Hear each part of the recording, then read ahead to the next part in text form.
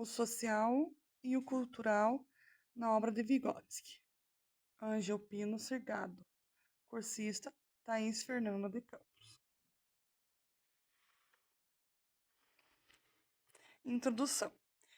O texto parte de uma análise de duas categorias fundamentais no pensamento de Vygotsky, que é o social e o cultural.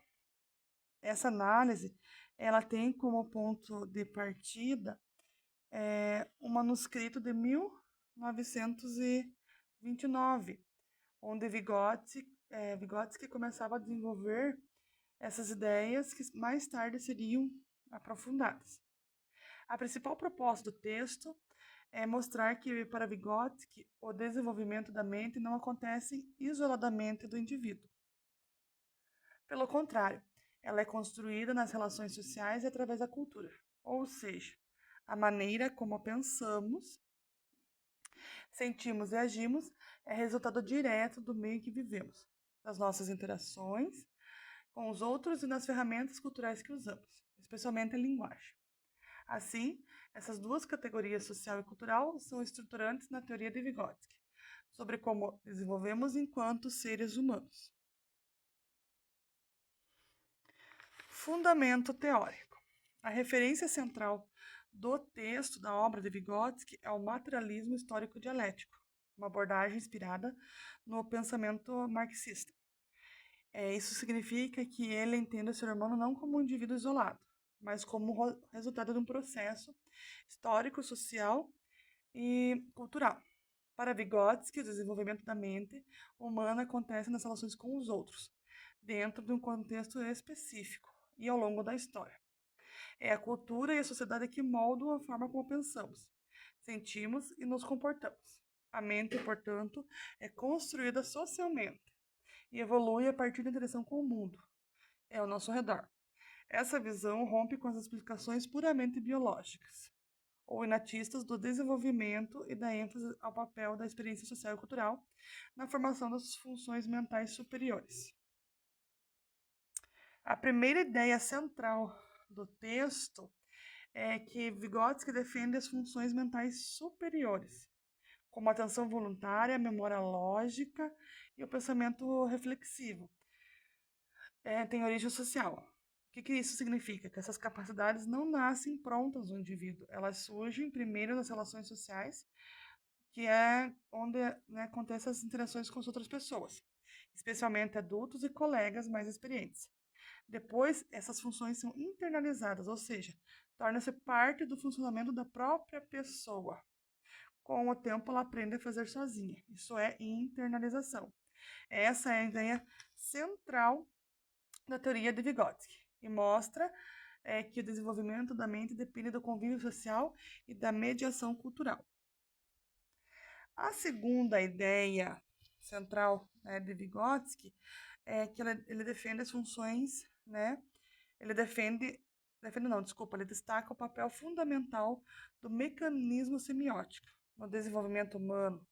O que isso significa? Que as interações sociais são sempre mediadas por signos, ou seja, por sistemas simbólicos, como a fala, os gestos, os números e os desenhos.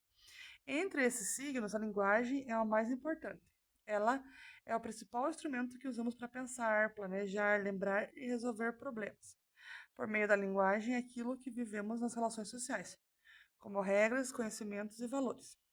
É internalizada e se transforma em parte do funcionamento mental do indivíduo. Assim, o social se torna mental graças aos signos, especialmente à linguagem. Desenvolvimento psicológico. Para Vygotsky, o desenvolvimento humano vai além da biologia. Ele é um processo coletivo, histórico e cultural, construído nas relações com os outros. O que isso significa? Que o ser humano ele se desenvolve em sociedade ao longo do tempo, influenciado pela cultura e pelo ambiente em que vive.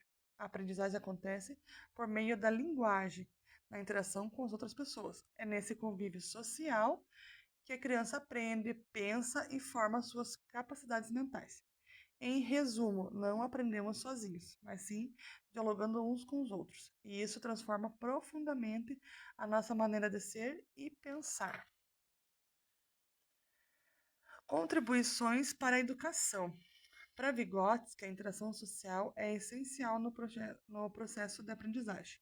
É por meio do convívio com as outras pessoas, e principalmente adultos e colegas, que as crianças desenvolvem suas habilidades cognitivas. A linguagem ela tem um papel central nessa construção, pois permite que o conhecimento seja compartilhado, discutido e internalizado.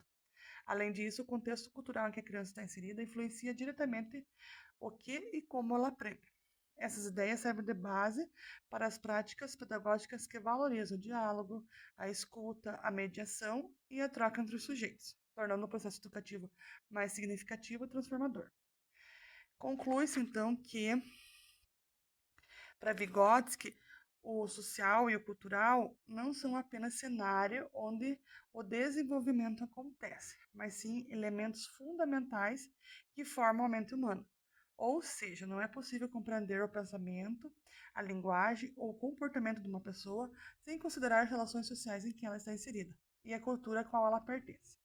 Vygotsky nos propõe uma visão em que a mente não é construída de forma isolada, mas como um resultado direto da interação com o outro e com o mundo cultural ao seu redor.